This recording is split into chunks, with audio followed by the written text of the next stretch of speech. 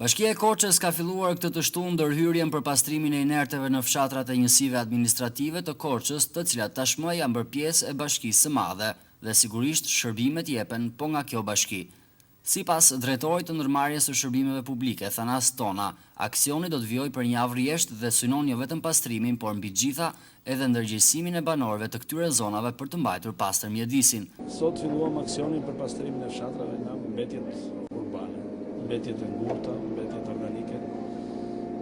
Në për fshatra është ndjekur një praktikë e tillë që janë pastruar vetëm plerat e ditës, edhe jo gjithmonë, duke mos patur rëndësi kjo punë, ka sjellë që në disa 2-3 vende depozitime në çdo fshat kanë mbetje dhe kryesisht e keqja më e madhe se janë mbetje plastike. Dhe këto krijojnë një situatë jashtëzakonisht të padëshirueshme. Neve bëmë të mundur që me sigurimin e një fondi nga këto të emergjencave, kaluam në Këshillin e Bashkisë Bardhë dhe morëm okejin që një pjesë të shpenzimeve të këtyre emergjencave t'i përdorim për emergjencat e fshatit. Dhe emergjencat e para të fshatit janë plerat, pastrimi i plerat.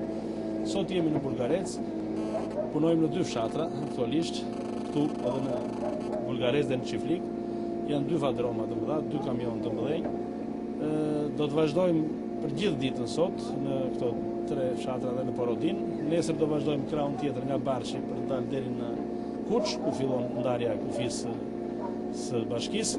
Dhe gjatë gjithë javës do të kalojmë në të gjitha njësitë administrative të zonës Fushës për të hequr venddepozitimet e vjetra. Edhe vetë banorët, por edhe kryeplaku i Çiflikut e kanë vlerësuar aksionin e ndërmarrë nga Bashkia e Korçës.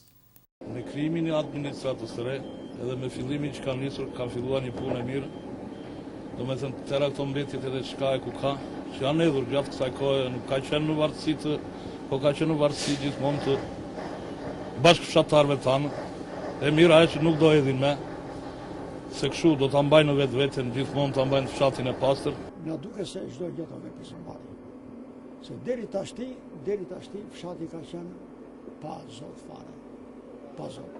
Tash me ardhin e këtyre të bashkisë me rrethim, çdo gjë do të kanë përmbajtur. Dhe një punë që të bëhet, mos bëhet 2 herë, qoftë për pastrimin e kanaleve, qoftë për pirat, qoftë për atë. Po që edhe neve si banorë të fshatit këtu na duhet na deri në detyrë teatrit që të mbajmë rregull dhe disiplinë.